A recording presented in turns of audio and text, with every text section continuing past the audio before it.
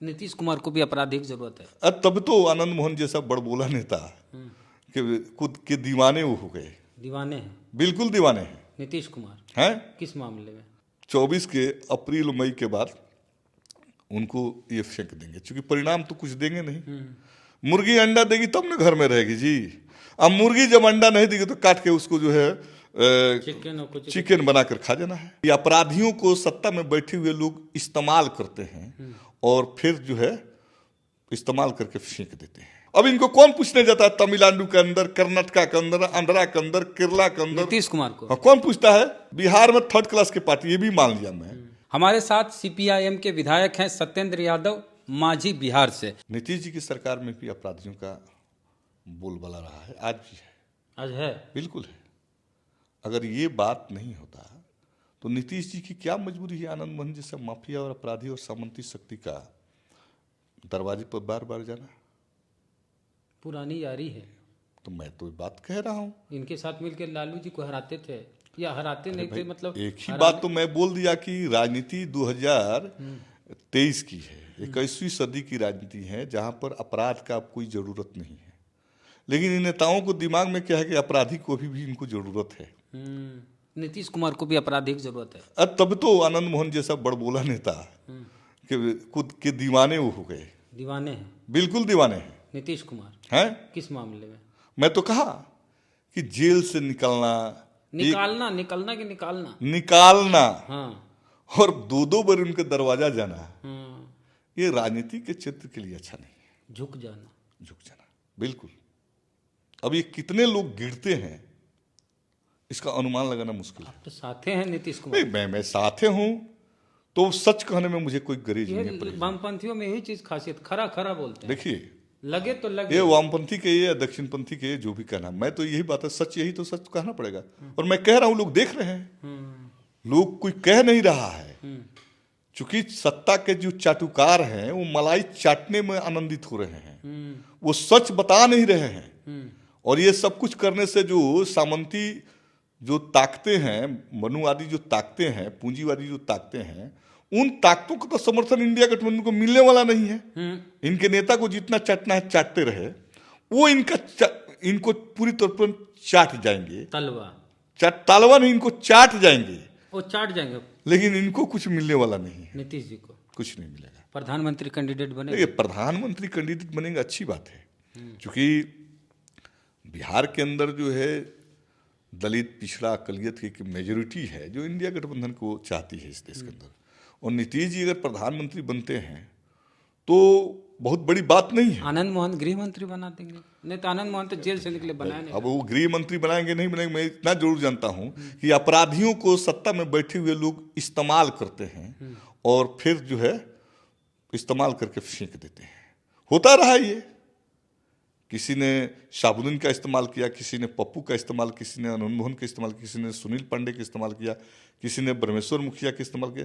तो ये अपराधी और सामंती किस्म के जो लोग होते हैं, जिनको कभी कभी मीडिया, जो ब्राह्मणवादी मीडिया, उसको रॉबिन हुड के रूप में प्रस्तुत करते हैं, उसी में खुश रहते हैं। तो ये खुश रहते हैं और इस्तेमाल होते हैं और फिर वो फेंक दिए जाते हैं, यूज एंड थ्रो कर दिए जाते हैं। आनंद मोहन का अब क्या हो? अब तो खत्म। मैं तो बोल दिया भाई, पॉलिटिकल नीतीश जी को लग रहा है कि ये कुछ कर पाएंगे तो यूज कर रहे हैं। लेकिन 2024 के अप्रैल मई के बाद उनको ये फेंक देंगे, क्योंकि परिणाम तो कुछ देंगे नहीं। मुर्गी अंडा देगी तब ना घर में रहेगी जी। अब मुर्गी जब अंडा नहीं देगी तो काट के उसको जो है चिकन बनाकर खा जाना है। तो यूज एंड थ्रो होंगे अपराधी लोग। तो यूज होना अच्छी बात नहीं है। अब देखिए, यूज होने वाला तो सोचे जब अच्छी बात है कि नहीं है। यूज करने वाले को तो जरूरत है तो यूज कर लेता है। तो नुकसान भी तो हुआ, नीतीश कुमार को नुकसान होगा इसका। दलित वोट चल जाएगा, क्योंकि दलित आईएएस का हत्यारा है वो आदमी।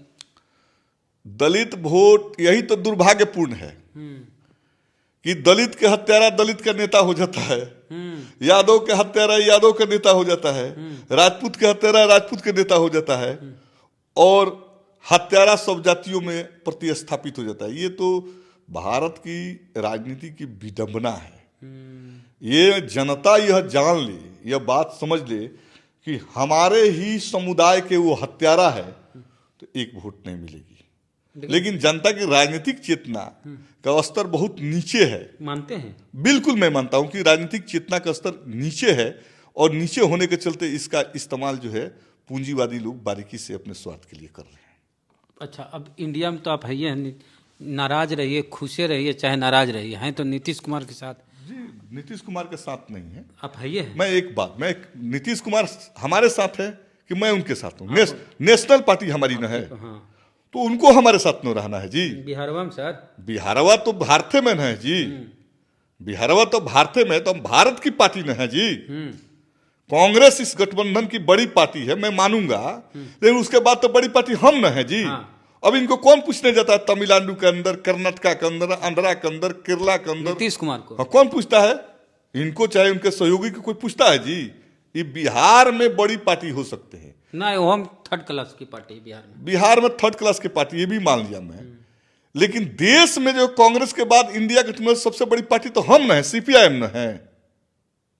हमारा कार्यकर्ता कन्याकुमारी से कश्मीर तक, सीटवा को कश्मीर से गुवाहाटी तक में हमारा लोग। सांसद विधायक सीटवा जो है कभी कम आता है, कभी ज्यादा आता है। छोड़िए सर, वैसा कहिएगा हमारे 20 बीघा खेत है और 10 किलो चना हो रहा है। 20 बीघा हमारा खेत है, तब ना कभी कभी उसमें फसल लगेगा, कभी नहीं लगेगा। बंजर हो लेकिन जब ये है बात, ये बोले अभी बचौल जी बोले, यही कल है बोले, सुन लीजिए। बचौल जी की बात की मैं नोटिस लेना, मैं एक बात बता, बचौल जी क्या बोले, आपने कहा ना कि कभी सूखा पड़ जाता है तो फसलें नहीं होती है, और कभी बारिश हो जाता है तो 20 बीघा का फसल भी हो जाती है ना, बंजर हो गई। इसलिए आप जान लीजिए, इस देश की कांग्रेस भाजपा के बाद सबसे बड़ी पार्टी सीपीआईएम है।